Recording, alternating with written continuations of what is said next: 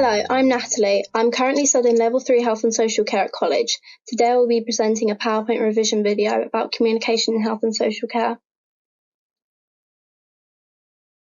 So why and how do we communicate? In Latin, communication means to share. Communication is a crucial aspect of daily life, the process of exchanging information and understanding it. There are various methods in which a message can be conveyed.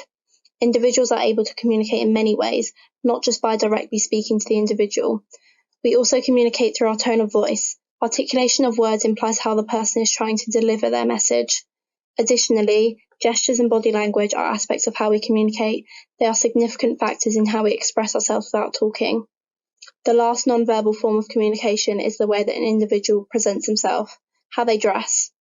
Communication within health and social care settings is a vital aspect which is used in daily life between practitioners and patient and service users. In health and social care, there are various people who communicate with each other for various reasons. Communication is necessary in health and social care for offering reassurance, expressing feelings or worries, informing, guiding, creating relationships, socializing and interacting, asking questions, building confidence, supporting and enabling choice. Types of communication.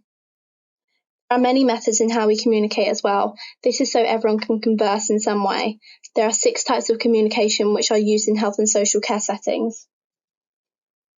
Verbal communication is spoken language. This is the most obvious form of communication. It is simply talking, conveying a message through directly telling the individual what it is you have to say. Non-verbal communication is conveyed through facial expressions, tone of voice, and body language. This may include sign language. Written communication is a message through writing. An example of this is a letter. Electronic communication is information sent through a phone line or which uses internet connection. For example, a phone call. One-to-one or group communication refers to the quantity of people who receive the message. Finally, informal and formal communication is used depending on who is on the receiving end of your message. There are many other ways to communicate as well. I have just given a few examples here. Braille and the use of pictures and images are also used communication methods in health and social care. Argyll's communication theory. Argyll's communication cycle consists of 6 steps explaining how we communicate. Michael Argyll considered social skills to be of great significance and believed it was crucial that interactive skills are learnt and developed. He created a cycle which describes the stages of messages being delivered, received, and then understood by the individual or individuals. The first step is the occurrence of an idea. This is where the individual has an idea or concept that they want to communicate. The second step is the coding of the message. This is where the individual decides how they are going to convey their message to the other person, whether this is non-verbally or verbally. The third step is sending the message. This is where the message is conveyed to the other person. For example, this may be written or spoken. The fourth step is where the message is received by the other person or a group of people. This may be heard or read. The fifth step is where the message is decoded by the receiver. This means the person or group who received the message can make sense of it. This may be misinterpreted by our body language. The final step is where the message is understood by the receiver. They will then demonstrate their understanding of the message in some way. This could be by asking a question in return. This is what his theory looks like.